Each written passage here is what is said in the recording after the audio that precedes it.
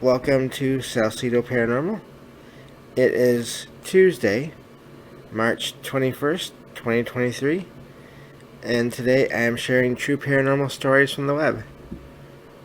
As always, you can find all episodes of the show along with links to social media, ways to donate, and other ways to contact me at the podcast page, and that is salcedoparanormal.podbean.com. That's SALSIDO paranormal.podbean.com. Always happy to hear from you all, whether you have comments or questions or topic suggestions or stories of paranormal experiences, whether they're your own or from others that you trust. Happy to either read those or have you join me on the show to talk about them. And just a quick reminder, there will not be a stream on Thursday morning, Wednesday night. There will be a show that will be recorded at that time, and then it will be out at some point on Thursday morning. So it's going to be the monthly roundtable show. So looking forward to that, and I think that covers everything for now. Thank you all for being here and listening. Whether you listen live on the stream or to the YouTube or podcast feeds. And we have something else, another big announcement coming up at some point here, and I will make that as soon as I can. So let's see here. Let me get to the stories. We have 3 stories that I didn't get to the other day, and so I'll start with those, and we'll go from there. This one says, "This is a short post because I only saw the spirit as I was leaving work.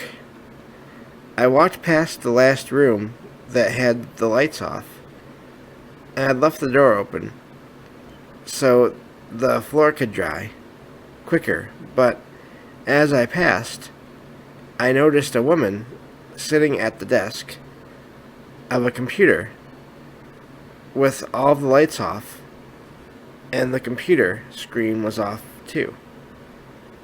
Her hair was tied back in a very neat bun, and I said, 'Not today,' to myself, and got the heck out of there."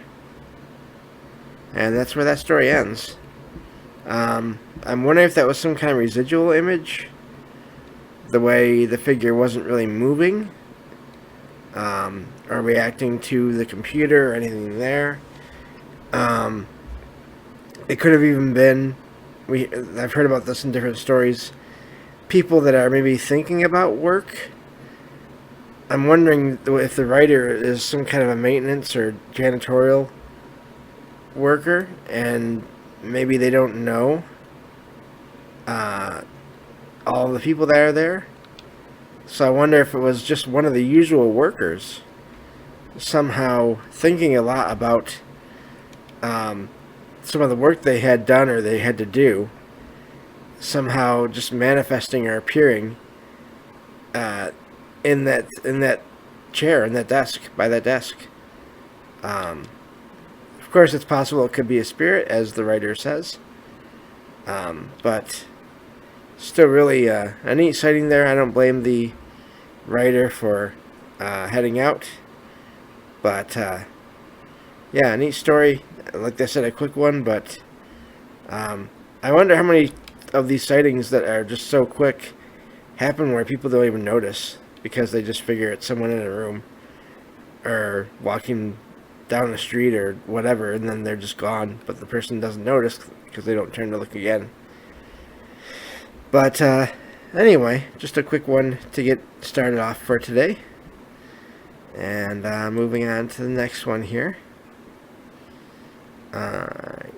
So this one says, "When I was around 9 years old, my friend and I were playing outside our school. There was an event going on, and it already was dark outside. We ran around, and to understand what happened next, you need to understand the layout of the schoolyard. It was a big square yard with high bushes opposite of the school walls. It was just a straight line where kids could run and hide. There was space for about 2 people standing next to each other between the bushes and the fence to pavement. Every 10 meters or so, there was an opening into the space between bush and fence. So my friend and I were running around, and then we disappeared into the bushes, laughing. We walked behind the bushes. Like I said, only a straight line was possible behind the bushes. And we kind of stopped and looked straight ahead. There was a bus stop, the one I used for 8 years when I became 10. It was about 15 to 20 meters away from us. There was a woman looking straight ahead, but we only saw her right side of her profile. She had a white dress on. I couldn't see any feet. She just hovered there. I didn't see any features. She was more like a smudge. And that's what I thought it was, just my eyes playing tricks on me. Until I looked at my friend, staring also at her. We both kind of looked at each other, confused. And then, scaring the life out of me, this smudge turned her head around, looked at us, and came closer at an alarming speed. We both screamed and ran outside the bushes to the middle of the yard, trying to catch our breath. I asked her what she saw, thinking maybe I just startled her and caused her to scream, because I screamed. To my horror, she described the same thing I saw. Us being stupid 9-year-olds, we started laughing. Me always being the one stirring things up, I suggested going back and checking out if she was still there. My laughing stopped when I went back behind the bushes and spotted her standing at the bus stop again. And yet again, she slowly looked at us and came closer. This time, we screamed and ran back inside the school to our parents. I remember not telling anyone anything because I knew they wouldn't believe me. I've only told the story to a handful of people. I lost contact with this friend, but I wish I could talk to her and ask her if she remembers this day as clearly as I do. So that's where the story ends. At first, when you read that, it sounds it sounds terrifying in a way, but also I wonder, could it be that these kids, they caught the attention of whoever this was, and she didn't like being watched from behind by a couple of kids from behind the bushes, and she wasn't going to do anything, but she was just sort of heading towards the kids to make a point, like stop watching me. And then when they did it again, she did the same thing again. Either that, or she wanted to communicate with them, but of course they were too frightened.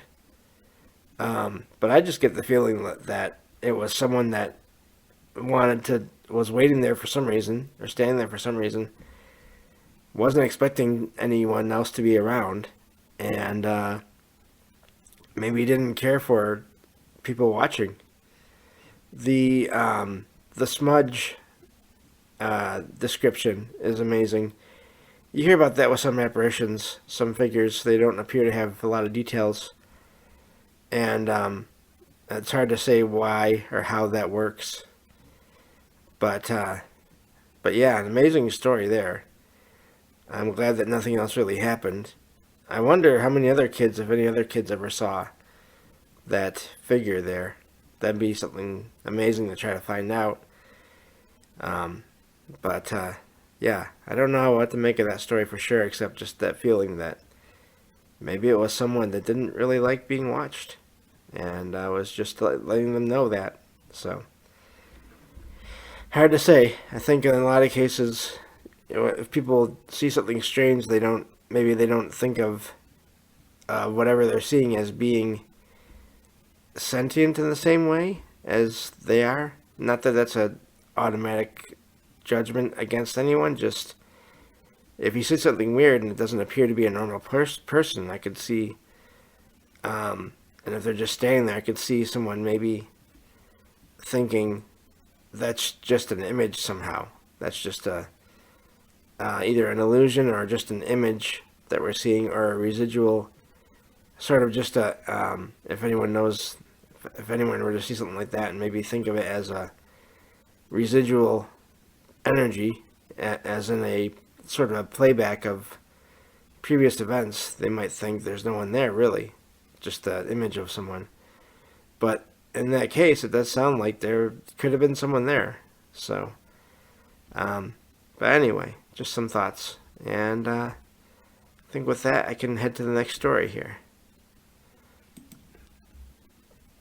So let's see here. This one says, I'm looking for advice or some answers as to why this has happened. My mom's house has always been weird. Noises in the night, things moving. One of the notable ones was my sister was using a graphics pen, and she left it on the coffee table while she went to the restroom. She came downstairs, and it was gone, the pen. Her and my mom searched high and low for it with no luck. Then about 5 hours later, it appeared on the kitchen countertop.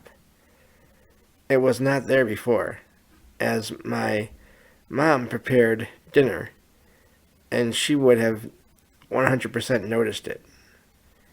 We all had a laugh about it and made jokes about Mom's haunted house. Flash forward to today, where I got a panic call from my mom saying her mirror had disappeared. For context, she has a pretty big round mirror where she does her makeup, and it sits next to the bed on some decorative boxes. It's huge and pretty heavy. She said that she did her makeup in it and left for work, as usual. Came back home for lunch and realized the mirror had completely disappeared. She looked everywhere, but could not find it. It's also big enough to be very hard to miss. She checked on her Ring doorbell, so automatic camera, and no one had been in the house, and all the doors were locked, still locked. What would cause this?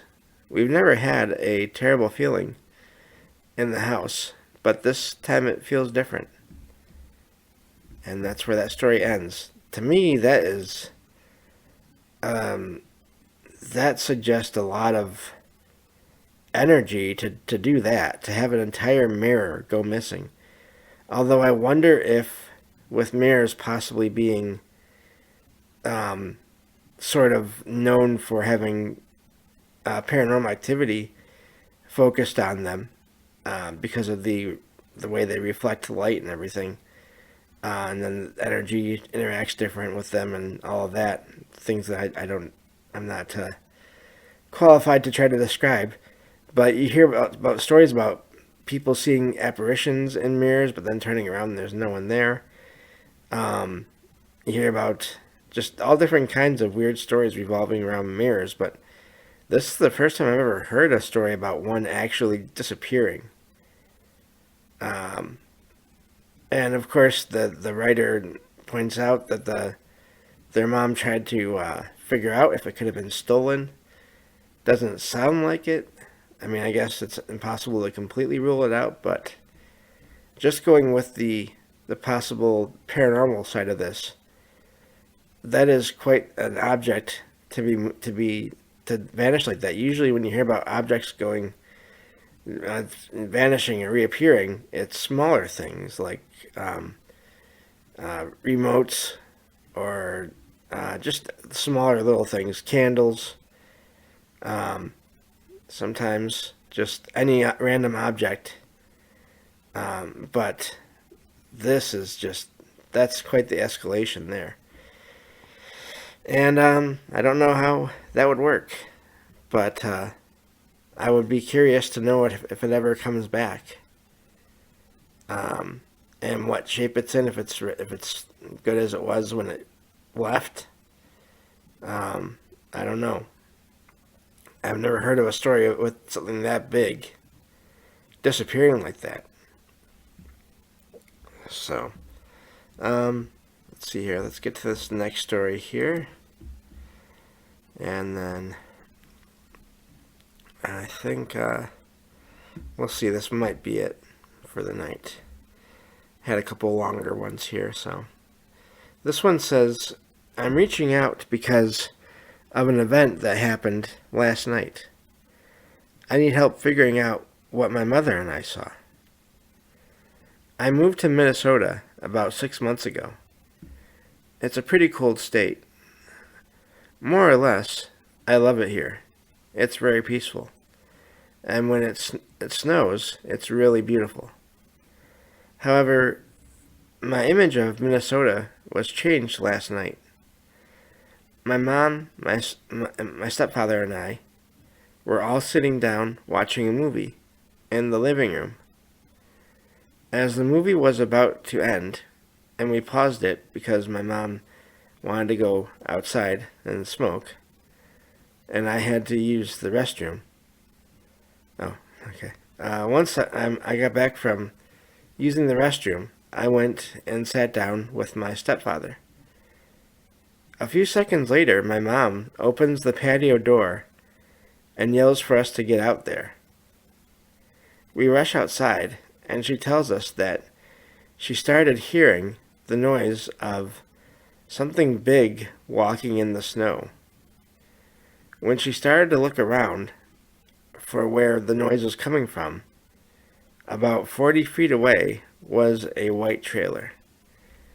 She said that when she looked over there, she saw something with red eyes staring at her. She said that it looked like a really big dog. At first, my stepdad said that it was probably a coyote. Then I started to think on how my mom heard a coyote walking in the snow 40 or 50 feet away. I realized that it had to have been something very big. I've always been one to believe in paranormal things. My mother, not so much. We looked around for a bit longer, and then we went back inside. A few hours later, I left my room to go grab a soda so I could continue playing video games. After the whole event, I've had this unshakable feeling. So I decided to just look outside to reassure myself that she was seeing things. As my eyes scanned the edge of the woods, I didn't really see anything. I took a deep breath and grabbed the soda and closed the fridge. As I closed the door, I glimpsed out the window and froze. Sure enough, I saw a pair of red eyes peering at me through the trees. I couldn't see much because of how dark it was. It was around 3 a.m., but I know what I saw. I saw something that I've never seen before. Those red eyes went right through me.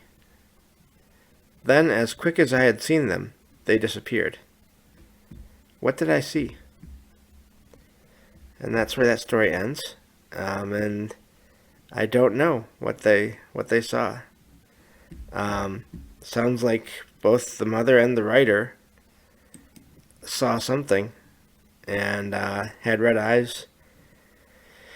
Seemed to be a good size if it was making enough sound for where. Speaking of sound, there goes my heater.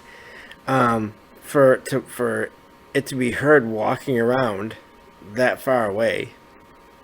Some kind of a dog. I wonder. The mom never described if it was on 2 feet or 4. That's something I'd like to know.